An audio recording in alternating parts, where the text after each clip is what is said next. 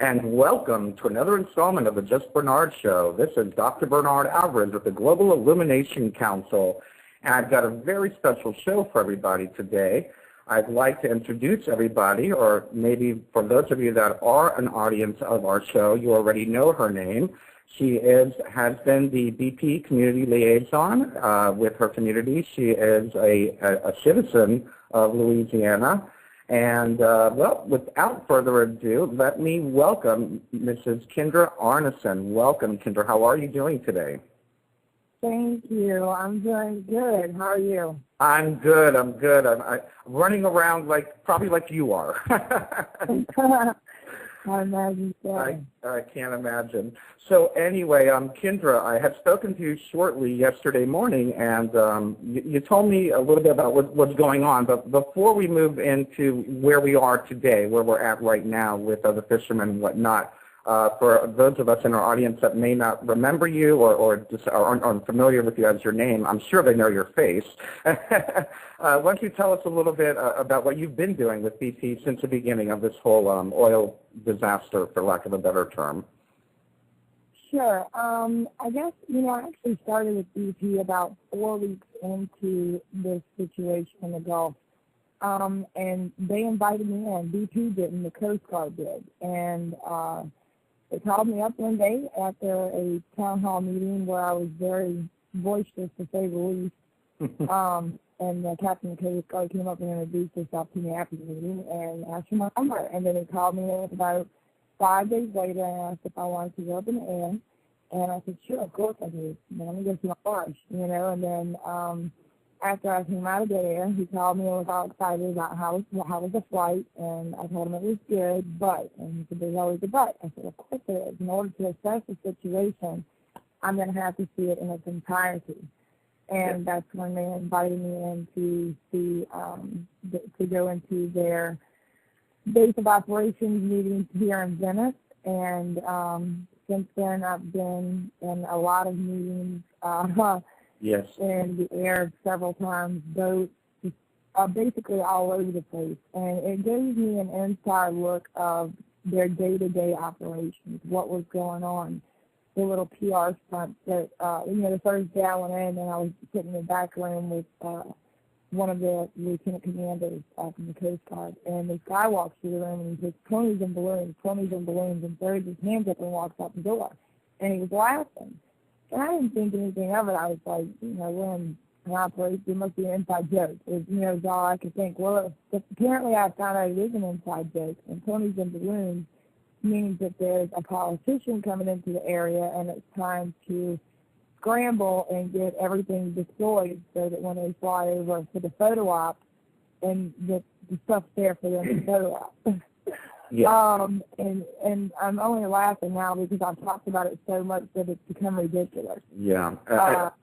This situation is really sad out here, to say the least. And this is my home, and I was raised on the water, so my father was commercial fisherman, my husband's a commercial fisherman. Most of the people I know are commercial or recreational charter fishermen, and they're in one or the other business. And I have, a large percentage of my extended family in my community that are in the oil field.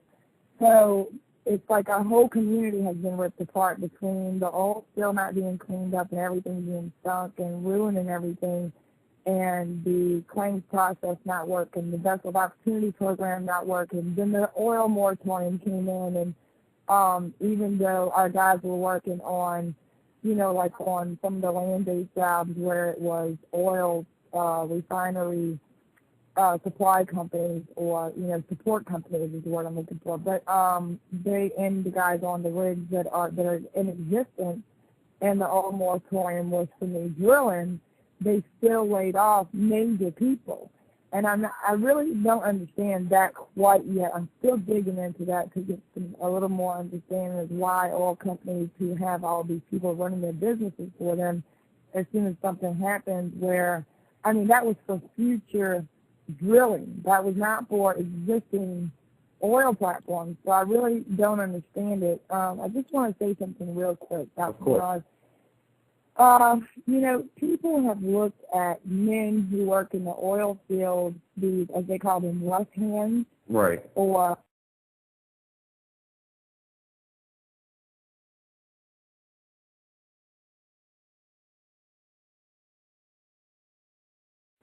Thank you.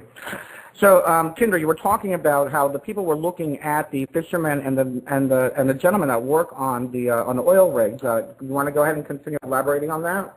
Sure, and I'm not saying everyone, but majority of people look at the people in Louisiana who work on these oil rigs and who are commercial fishermen.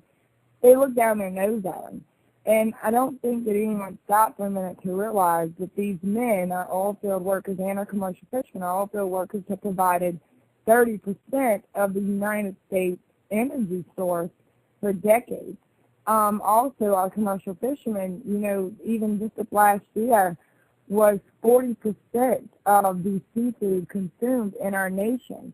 It goes in between 30 to 40% every year, depends on what we catch, on the seafood consumed in our nation, without all of the antibiotics and preservatives and things like that they place on them or in them overseas to create a longer shelf life. And that's what you're getting when you're eating imports from overseas. And it really puzzles me that people haven't understood that or said the fact that the oil moratorium is losing an energy source here in Louisiana, and losing the commercial fishermen in the Gulf is losing another food source, and there's an old Cree saying, when every tree has been cut down and every fish has been caught, and it goes on. We can't eat oil and we can't eat money. We just said that yesterday. It's when the last tree is cut and the last river is poisoned, you will learn you cannot eat money. Yeah, and that's exactly right. And, my husband's been saying, what about the food source? Nobody says anything about the food source because he knows how important it is. I mean, his family's been feeding the country for a very, very long time. His father's 93 years old. Wow. So his father's almost 100 years old. And, I mean, you can imagine the changes he's seen in the industry in his life. They've just about regulated us out of business. And then we turn around and this happens. So, my biggest fear right now today, is that with the FDA waving their hand over the ocean and saying everything's safe to eat, that our fishermen who haven't worked can't get food stamps. They won't give an SBA loan because all of this stuff that they put out there, like they put all this stuff out here for us, none of it has worked. Not one thing that they put out here has worked for anybody as far as the system that they tried to set up. They just threw stuff at it and didn't follow through on it. So they can't get food stamps. They can't get an SBA loan. They couldn't get on with the Vessel Opportunity Program because we were bombarded by political tied people who come in here and put 4 and 5 boats on the job that was supposedly created for our fishermen. So they haven't even worked. They can't go fishing, so they're hungry. So now it's going to open. They're going to go fishing. And they're being told themselves that the fish is safe. Well, they want to believe the fish is safe, so they know what areas were hit hard and what areas weren't touched. And there's only certain areas that are open, and the hardest hit areas are not open. But see, they're not explaining these types of things to the public. We already have people all over the United States taking golf out from in front of seafood on their menus. We already have people here, like just here in Venice, right? I actually am the closest living resident to the Deepwater Horizon. I mean, I don't know if people understand that. Yeah, I wanted everyone to realize that you're at the very end, basically, into the Gulf. Exactly. I'm the idiot way out on the tip of the peninsula of Plaquemines Parish below New Orleans. I mean, like literally, I am the closest resident to the Deepwater Horizon. So at any rate, we have, just here in Venice over the levee, there are 4 docks that purchase seafood. 2 of the docks refuse to open their doors. One has had a few issues with the FDA, nothing major that they got in trouble for, but when the FDA comes inspecting the place and you sell a product, I mean, you want to watch P's and Q's because that's one inspection and you really don't want them on your dock again if necessary. I mean, just a checkout's great, but an investigation's not. So, and that's any business owner. They don't want any trouble with the FDA. So and Swan from Sharker Seafood is the one I'm talking about, has really tried to do everything by the book. He deals with federal fisheries and things which is outside of the State Department of Wildlife and Fisheries, so it's a lot of paperwork. It's a big deal. It's a lot of work, to say the least. You have to really be on top of your game. So he's decided that he's refusing to even open to buy a shrimp. We have another doc, Shug, who has refused to even open to buy a shrimp. And then we have the other two docs. One doc is a brand new doc. They was buying crabs last year is how they started. And then this year they're starting to buy shrimp. Well, they don't have everything set up. They're going to have to truck in their ice. It's a big mess. And he doesn't have things set up the way they need to be set up, to say the least. The other doc is Lone, and she's a Vietnamese lady. We had a Houma Indian go down there yesterday. This man is a Houma Indian. As far back as we can trace his family, has been commercial fishing and black and Spanish. We went down there yesterday to talk to them about purchasing his shrimp. The lady who is a Vietnamese and a dock owner told him under no uncertain terms she would not be buying his shrimp. Oh, no. He said, why not? She said, because I have too many boats. So we're going to be checking into that and seeing just why she won't buy a local shrimp that's from here, lived here, and generations after generations been here and whatnot. And the guy, Matt, who, excuse me, is the new dock owner, isn't set up quite far enough to purchase shrimp. So I feel like this fella hasn't worked for the DOO program. The claims process has paid him 3 months worth of payments, May, June, and July. July, they dropped his payment to what was it? It was $5,000 in May and $5,000 in June, and then in July they went to $1,000. Did they give a reason for that? No, they didn't give a reason for that, just like they didn't give a reason why they haven't sent anyone out an August check. And here we are in the middle of the month. You know, I want people to understand something real quick. In our area and most of the coastal areas, everything is brand new. We've had to refinance everything. Like myself, for instance, I have a 2,800 square foot colonial style home. Right. I just painted my drywall from Katrina 2 weeks before the oil spill happened. So I wasn't going to allow my children to live in a FEMA box for the last 5 years. So I went out and I financed a 3-bedroom mobile home because my son wasn't really, he was about a year and 4 months when we got the FEMA trailer. So when he would fall, because babies tumble, he would slam his head off of a refrigerator or a cabinet or a table or get his leg caught in the little couch that folds out. And after about 2 weeks with all the bruises all over my son, I looked at my husband and said, this is child abuse. So we financed a mobile home.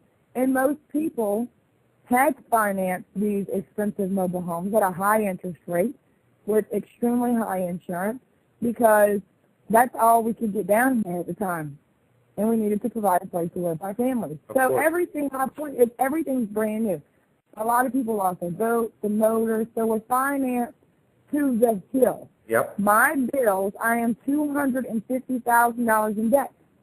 My bills are over $7,000 a month. That's before we eat. So if they give me a $5,000 check and my bills are $7,000 a month, where am I supposed to get the rest of it? And then if they ask me, well, we can give you food stamps to feed your family. You can't pay $2,000 for the bills, but we'll give you food stamps. Well, how much are they giving you a month? Well, $5,000. Oh, no, I'm sorry, Mrs. Arnesen. You make $3,000 a month over the limit to be able to have food stamps. Oh, man. So it's like the whole system doesn't work for the people who actually work. Someone said on one radio show, and I don't even know the senator's name, but he was on there talking about how all the commercial fishermen are cash-based businesses, and we don't pay taxes, and we owe the American citizens for generation after generation tax money. Hold up. This year, the Arnesen family paid out $22,000 in federal, state, and local income tax. And I want to say 04, I'm just shooting for the large amount, $38,000 I spent out in checks in the federal and state income tax. Every year in between that, it has never been below $10,000 except for 1 year, and it was about, I think, $7,800. So before anybody thinks that we don't pay income tax, we don't not only pay income tax, we pay self-employment tax. Yep. And just like any business anywhere, any neighborhood anywhere, you're going to find people in our neighborhood and in our industry, just like any other industry, that didn't pay their taxes or didn't file. That doesn't mean that one bad apple should have to spoil the bunch. So it's got, I mean, we've been fighting BP, the public perception as to what everyone puts out there, and the Coast Guard and the state and the federal government, and it's like, where's the fight going to end and when is it going to be over? Now, as far as the seafood safety goes, if we have to put out one batch of bad seafood and it gets into a truck, say one pallet is bad, and nobody detected it. It's tainted, we'll call it. Right. And nobody detects it, and it gets on a truck. And then the truck goes to the factory, and they unload the truck. And then the guys who are checking it just doesn't notice that one pallet, 6,000 pounds of bad shrimp. And then that bad shrimp, that pallet, is dumped into the factory conveyor belt, which goes into 30,000 pounds of shrimp. You follow me? Oh, yeah. Then the factory shut down, and then the factory says, well, I know I got that big truckload there from Venice. Venice is not going to sell any more shrimp.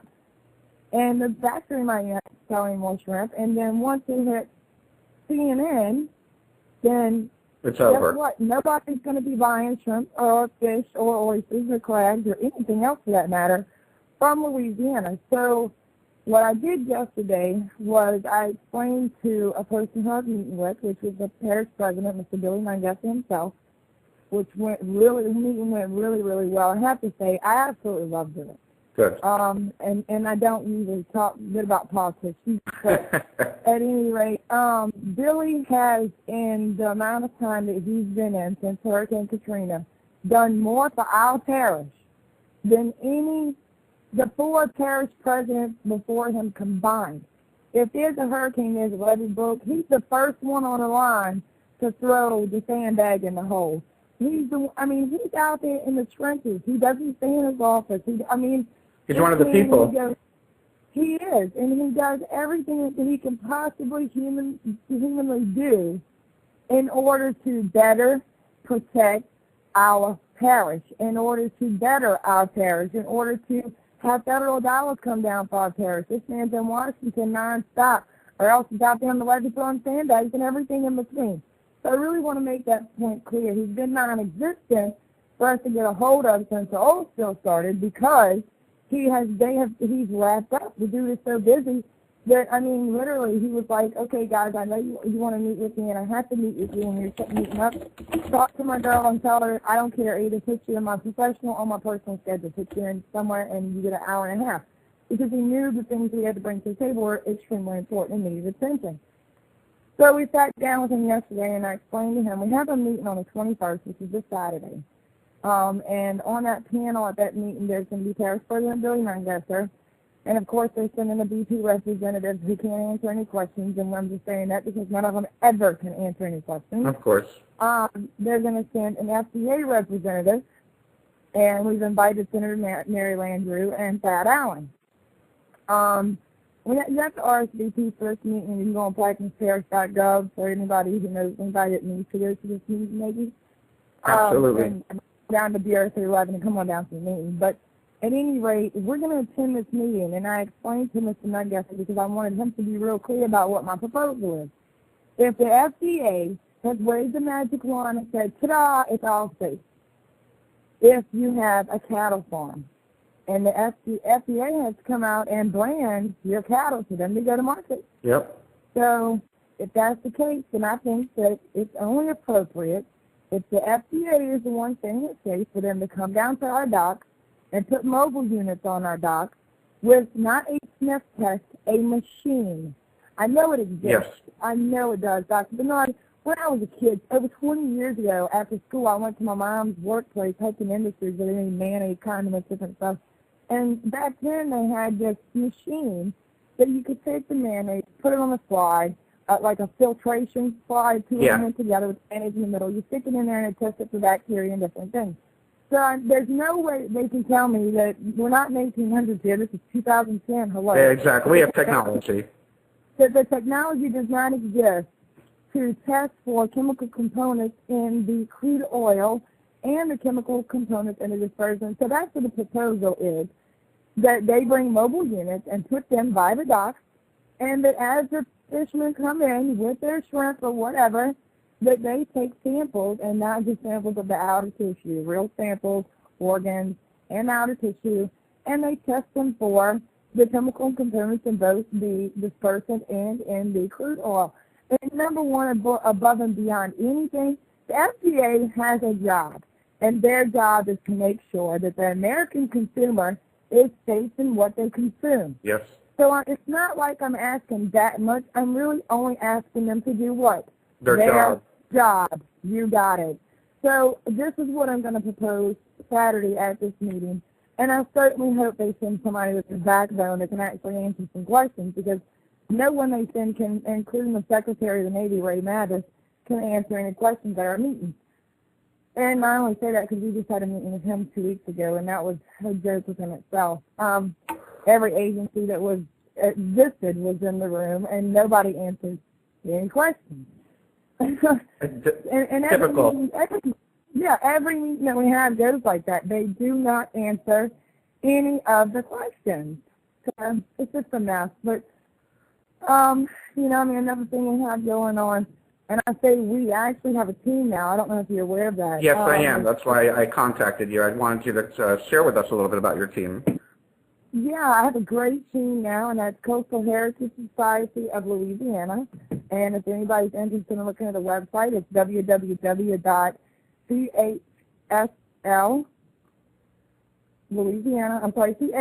chslouisiana.org. I'm walking around here in circles. And we're doing great things. We're doing things like rainwater testing, groundwater testing. We're doing, we have someone coming today at 1 o'clock who's going to be doing air testing, not only inshore but also around the outer of the peninsula through the marshes and all.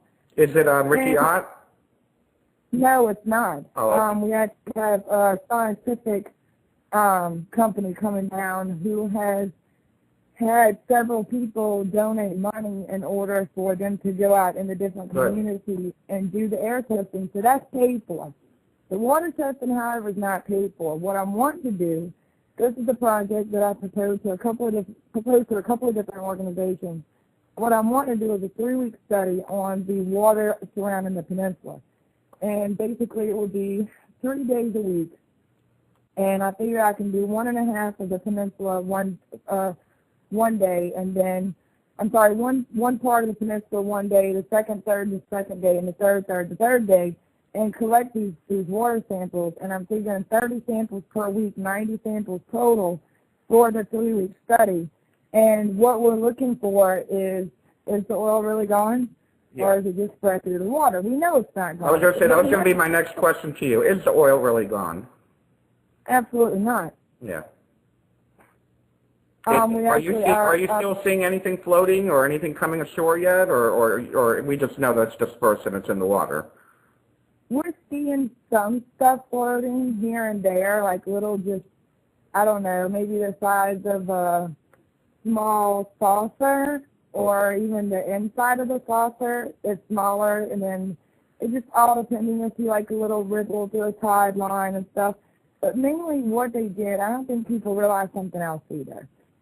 With the dispersant, May 24th, was one of the days that we had a town hall meeting, and I think it was like early the 25th. But anyway, it was like 3 or 4 days before then when the EPA had told BP that they could no longer use the chemical dispersant that they were using, provided a 12-part list, a list of 12 different alternative dispersants that they could have used, and told them to cease use of the dispersant.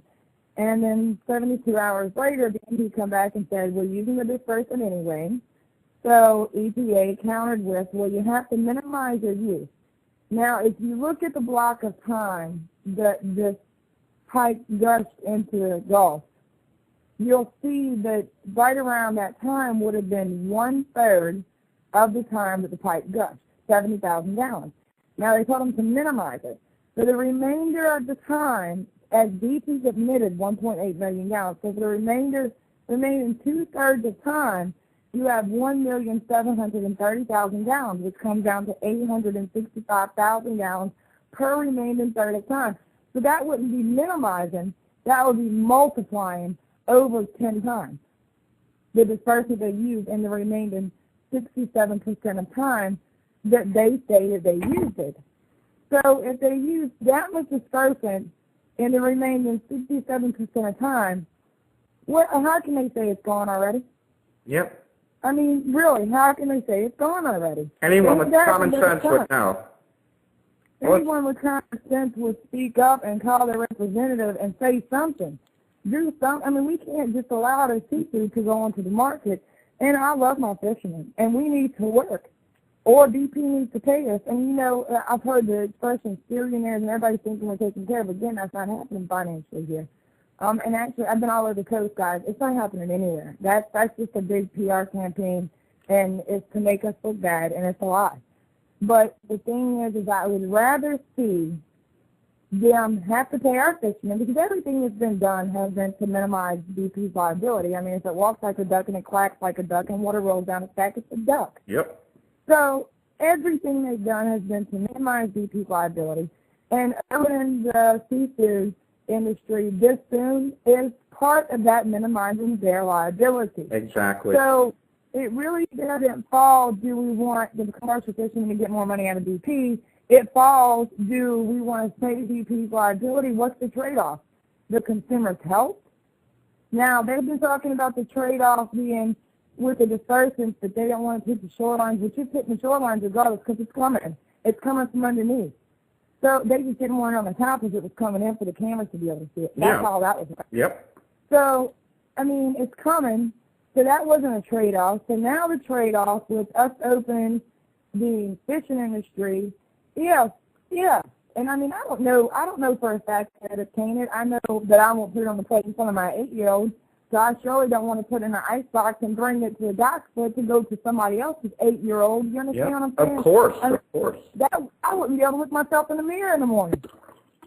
You know? So the bottom line is we cannot allow them to continue to minimize BP's liability with the trade-off of the American person. I mean, it's just not right. Now, would the common sense factor be that BP said they would take complete responsibility for this? Wouldn't it be common sense that BP would buy up any tainted seafood and pay the fishermen for their catch? Okay. I have a beautiful answer for you to that. BP has passed the buck on to the EPA. BP has made the statement that, and I don't mean for the crude oil, I mean for the chemical dispersants, which is more toxic than the crude oil from what they're saying. Yes, it is. They have said because the EPA allowed them to use this unprecedented amount of chemical dispersants, that BP will not be responsible for seafood with chemical dispersant contamination.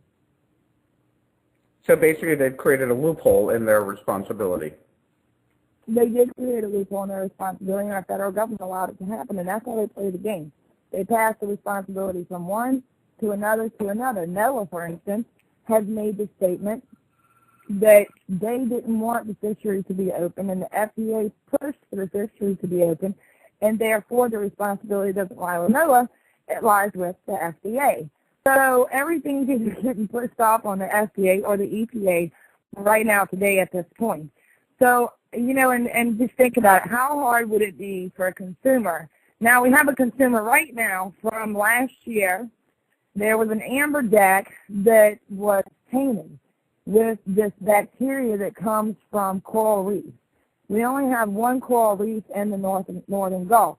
There's no way that the fisherman, the dock, the broker, or anybody else could have known that this particular amberjack had this contamination bacteria inside the meat. There's no way they could have known. But it went from the fisherman to the dock, from the dock to the broker, from the broker to the guy who sold it to the restaurant, from the restaurant to the plate. So the 13 people who got sick are suing the restaurant, the guy who sold it to them, the broker in Alabama, the dock over in Grand Isle, and the fisherman. 5 people they're suing, and they're probably going to win. Now, what happens when that? And that's when you sue the little guy. what happens when you sue the federal government? You don't win. It's a no-win situation. So, I mean, what are they going to do to them? It's the FDA and EPA. You know, it's really, the whole situation is beyond screwed up. You know, I mean, and every day I think about if I think about everything first thing in the morning, it's like a ton of bricks weighing on my back all day. So I have to pick 3 or 4 things that I can do that day and go at them and juggle the stuff that falls into my lap all day long, because there's 500 irons in the fire here, to say the least. Yeah. And I mean, you know, some of our projects involve pursuing the EPA and the FDA and really staying on their backs, and we're going to start talking about filing injunctions and stuff to make them do their job. And I think that this is something that someone is going to have to do. I know that some organizations have already filed some injunctions against them. I have to really look into that before I can report on it, because I haven't had time to really put them to catch me up to speed on it. I've been from one coast to the other in a week. So, literally, I'm extremely exhausted at this point. But I'm sure. You know, I mean, we have so many projects that we're working on right now that it's really overwhelming, to say the least. But the main goal right now is to start raising money. I mean, everything takes money to do anything. We're a brand new organization. We are a nonprofit. We have all of our paperwork completed and done. The website's done. The PayPal's done. The account's done. Everything's up and rolling. But the donations, and I know America, all across America, has been having financial difficulty for the last 3 years. So it's real hard to reach a hand out and ask for help. But at this point, this is to protect the American consumer, and a lot of what we're doing. And the main thing that I really need funding for right now is to get this water testing done around the peninsula where they are catching shrimp, because it stands to reason if the water can be proven contaminated in that area, then the seafood's contaminated. And I found someone who wants to test the seafood as well outside of the collaborated bubble, and that's going to take some funding. So, you know, I mean, we really need donations at this point. And hopefully we can start seeing some donations to where not only can we do these projects that are formal projects, we can also do some other projects within the community. Like, we have one guy that in the next, I think it's 7 days from today, if he doesn't, because I spoke to him day before yesterday, and he told me so it's going to be about 7 days from today. So in a week, if he doesn't make the last 3 payments on his mobile home, they're coming to take his family home, and he has 4 children. So that's something that needs immediate attention right now, and we're going to have to try to help him catch up those payments. And he's one of the ones who they have not paid him the first amount of money on his claim, not a penny. He has not went to work in the Vessel Opportunity Program. He's not able to go shrimping until they open it. He's scared to go shrimping because he's got kids and doesn't want to send the shrimp to somebody else's kids. It's a big old mess. So we're trying to help him with some bills, and we've done the school supplies drive, and we have people who are sick that need medication and need to go to the doctor. Some of our older fishermen are in their 70s, and they have wives, and they take regular regimens of medication that are expensive. And now they cannot afford the medication that they normally take. So, I mean, this is going to cause, it's like the domino. It's a huge domino effect. It sounds really ruthless. It is. What about, you know, we're talking about, you know, raising money for the science and whatnot, and you know that the government has all these other funds set up, but does your organization also, I know that you said that you were helping this one gentleman out, but is that the place to go to really get the money right to the fishermen and whatnot? Because we know that with most charities, it really hardly ever gets to where it's supposed to go. Would this be the best place? Yeah, I would say it's the best place, and that's why, you know, Dr. Bernard, I had so many different charities contact me and want me to sign on as their outreach coordinator. And I said, well, okay, I'll get back to you, you know, and I looked them up, and then I really looked into it and looked up what I refer to as the pie. It's a diagram, and it shows you how they cut up the monies in the foundation. And then I seen all of these great retreats that they sent their people to, and all of this money that they're paid to their staff. We're all volunteers, and we don't need a vacation. So, I mean, bottom line is every penny that is sent into this organization will go straight to the person that it's supposed to go to. It will go straight to the science that it is supposed to go to. And just FYI, we have recently applied for grants from all different avenues. Like, for instance, after we did a rainwater test from Bonnie, and when the results come back, we were all very alarmed. There was chloride, the highest level for EPA standards, 250 parts per million. There was 650 parts per million of chloride in the rainwater. In the rain, not the ocean water, the rainwater. No, in the rainwater. So these reports we're getting about toxic rain, I mean, I know we saw toxic rain in South Florida, okay. and I heard it went all the way up to Ohio. Absolutely. So this is real. You got it. It is real. The rainwater had this high level of this chloride, and then it had the other thing that was extremely alarming was the levels of heavy metal, like copper and magnesium and aluminum, and the whole list is on, the explanation and everything is on our website, and everyone's more than welcome to go there and check that out. And I think that we prove really interesting to everyone. Now, we just sent, and you got to think, each water test is $275, and that's cheap. Wow. We actually went through 90-something EPA-approved labs before we would find anyone that would even do the test. And then when we did find them, we found 2 different labs that would do the test. One was $700 per test. So this was a less expensive lab that we went with, but the result that they gave us was within a week, which is the shortest amount of time that we had been told that it would come back.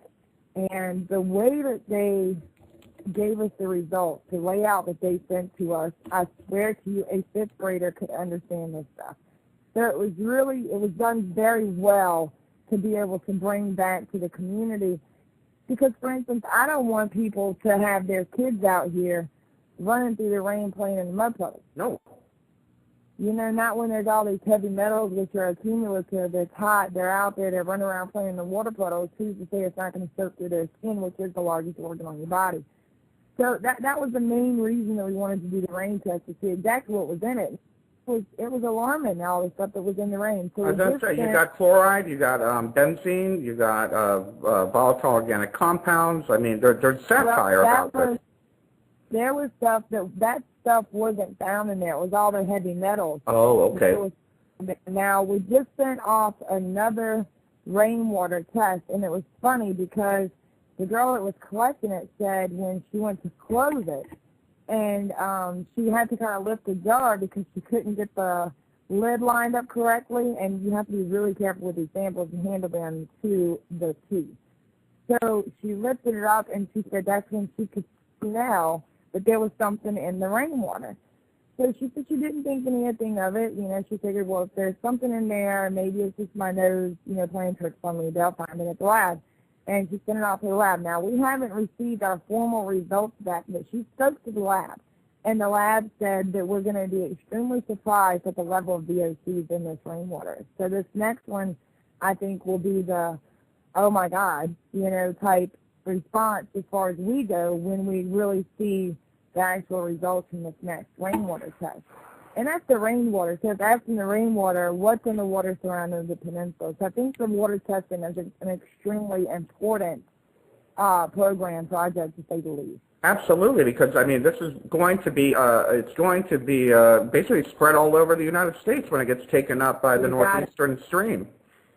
Absolutely, absolutely. You know, a lot of people don't realize if you look at the Gulf in the morning during the summertime, most of the time it's empty. You know, there's nothing on the radar. And then if you keep checking back over the day, you will see the storms building over the Gulf. Well, where do you think the water comes from, Dr. Knott? Yep. I mean, come on, it's an evaporation. I mean, everyone took science class in, what, 4th grade because we learned about weather? I mean, come on. But yet they want us to believe that the oil is too heavy to be evaporated is what they're trying to tell everyone, which we know that once it's dispersed, it is able to break down enough and light enough to evaporate. And you know what, a lot of it evaporates, and a good deal of it evaporates, you know, off the surface when it's first there before they actually disperse it. And then once they do disperse it, of course it's broke down. We talked Sunday I went to Panama City for a press conference, and one of the guys there had told me that he came in on a plane and went around the entire peninsula of Louisiana, and entire coastline, of Louisiana, and they mainly focused on the peninsula around Plaquemines, which is where I live. And he said that when they landed the plane, that it was like one of those little seaplanes. Mm-hmm. He said that they landed the plane and they got out, and somebody said, "Oh my God!" and they all turned around and looked to see what they were saying, "Oh my God!" about, and there was literally a substance, the oily substance, all over the front of the plane. So it only stands. All of this stuff is evidence, which is it's proof. It's it's evidence supporting the scenario of the oil has evaporated, some of it, and it's floating around in the atmosphere, and as it gets caught up in the rain clouds, it's going to come back down. I mean, acid rain's been proven how long ago that it does happen. Mm-hmm. So, I mean, it just, what's crazy is, like I said, I've been from coast to coast, and here in Louisiana, our plants are melting. They're melting. Yep. Literally, I mean, and I know you know what I'm talking about. They're melting. We had it in South Florida, yes. Yeah, well, I went to Panama City Sunday, and then I stopped off in Pensacola to give Michelle Nix a real big hug. She's been someone who's been working on the health issues over there in North Florida. That's great. And she's a phenomenal person.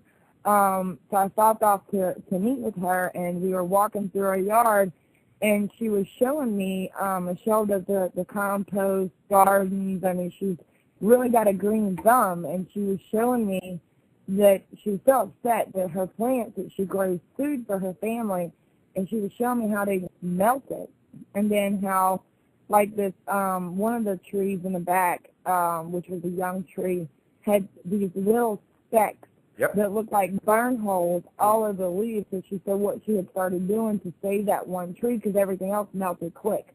So what she's been doing is going out every time it rains and saturating the tree with the tap water. And it seems to be actually helping the tree.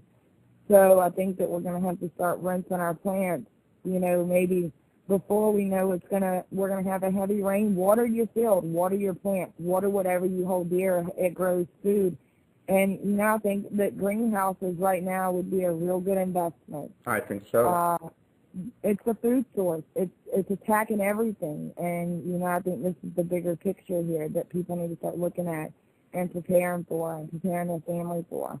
And I think that the one thing that I would like to ask you about is we're only at the beginning of the climax of hurricane season, and we've got such a toxic soup going on out there in the Gulf. And it's really common for people to not understand how the weather patterns work and what is going to be going in there. That there is, like you said, there are heavy metals, there's dispersants, there's oil, and all of this is going to go all the way up the east. And a lot of people don't understand how that works. And, it's crazy. It's not only the eastern seaboard, it's the central United States all the way to the eastern seaboard, just depending on what path it takes. But a lot of people, you're right, don't understand how hurricanes work. And being in Florida, you learned at an early age, I'm sure, as I learned at an early age, to study hurricanes and what they do. When a wave comes off of Africa, it travels, and, the ocean there is pretty cool, so it doesn't build. But everybody waits for it to cross into the Gulf. Because of the Gulf being a smaller body of water, the temperature is extremely higher than what it is in the other bodies of ocean, the other oceans. And the Gulf is the hottest ocean on the planet. So when the hurricane comes into the Gulf, it literally explodes. It's like throwing gas on a fire. It grows to its potential, its largest potential as it goes across the Gulf. Well, again, I don't think people realize why a hurricane grows. The water's hot enough, and there's enough stuff going on that it literally picks water up out of the Gulf. As it builds, that's where the water comes from. The water comes out of the Gulf. It rains down all over and up the eastern seaboard and all over us down here for days. So people need to start thinking about this factor as we get hurricanes over the next month, that, the toxicity of the rain is going to get worse and worse as the hurricane grows. The bigger the hurricane, grows in the Gulf, the worse the toxicity level is going to be as it dumps all over the eastern seaboard. Yeah, and it's also the dispersant. Now, have you heard from any of the scientists what is in the dispersant that is so deadly to everybody? I mean, we understand, from what I understand, I have been keeping up with Project Gulf Impact and James Fox, and you, of course. And from what I'm seeing, I believe it was Dr. Otto, one of the other scientists, was talking about how the corrects it. It literally eats away the cell wall and creates internal bleeding within some of the shellfish and the fish and whatnot. And I know it would be a diluted form, but I mean, have you spoken to anybody about this? What has been your take on the human factor of if they touch the dispersant or they breathe the dispersant? Well, I know for a fact that we had a fisherman go out who was shrimping when this first started. And I don't know exactly what he got on him, but he said that it looked like that when he was shrimping, all of a sudden he came to an area that looked like there was white granules all through the water. Well, I actually have photographs of where they missed the oil with the dispersant, and I went and took photos of the dispersant out by Chandelier and Brent Island. If you look at the dispersant in the photograph, it literally looks like what he was talking about, white granules. So he said he picked up his gear after he went through it. He dumped the tail bags overboard because he wasn't aware of what it was, and he decided to shake down his net. Well, he shook down his net, and he got water. When you shake down nets, you literally are soaking wet afterwards. Well, it's hot. So he didn't put on his slickers. He's in a pair of shorts, and the water out of the nets went all over him. And next thing you know, he was so sick that he was bleeding out of his rectum. I know that's gross, but it's just a factor. It is. So that's one thing that we've come across. Another thing that we've come across as far as health concerns goes is, you know, as Dr. Ott was saying, that the chemical dispersant breaks down the cell wall. Everyone, I don't know if people realize this, we have a natural barrier on our skin. And the dispersant, I think, is the reason that everyone's breaking out in these crazy rashes, because the natural barrier has been broke down. I had actually broke out in a rash about 3 weeks ago, and it started out with like 3 little spots on the back of my legs, and the spots were like little knots under the skin. There was no sore on top. There was no bite. It looked like a little marble under the skin. And I really figured it was just something that would go away. Well, the next morning I woke up and there were 9 little marbles under the backside. You know, you could feel the knots under the skin of the back of my legs. And I was really itchy. And I was like, what in the world is this? So that was the next morning when I woke up with who is it? Oh, I bet that's the air testing guy. Mr. Bernard, I think that my air testing guy's here. But at any rate, to finish up real quick, I went to a skin disease specialist and was diagnosed on that Monday with a serious staph infection.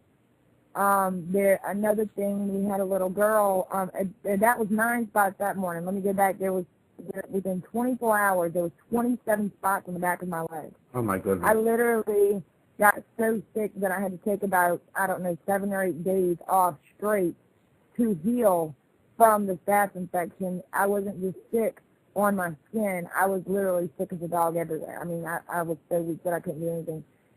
We also had a little girl that we found, and you know how kids get ringworms. They play with cats and stuff. So sometimes they get a little ringworm on their chest, their arm, their neck. Well, her mom said that she noticed that she was scratching, so she pulled down the back of her shirt, and she had a little ringworm on the back of her neck, but she didn't know what it was at the time. She just seen a little spot, and she thought that maybe something bitter, no big deal. The next morning, this child woke up, and it had spread little bitty round circles all over the back of her neck. Within 48 hours of the first ringworm on this kid, it was spread all over the back of her neck, from all the way up into her hairline, halfway down the middle of her back, from shoulder to shoulder, and all the way around the front of her neck and chest. Within 48 hours. That's your natural barrier being gone on your skin. That's how fast. Yeah, it's really sad. I'm sorry to cut this short on you. No. We're right on time. Oh, fantastic. Great. So tell us again your website.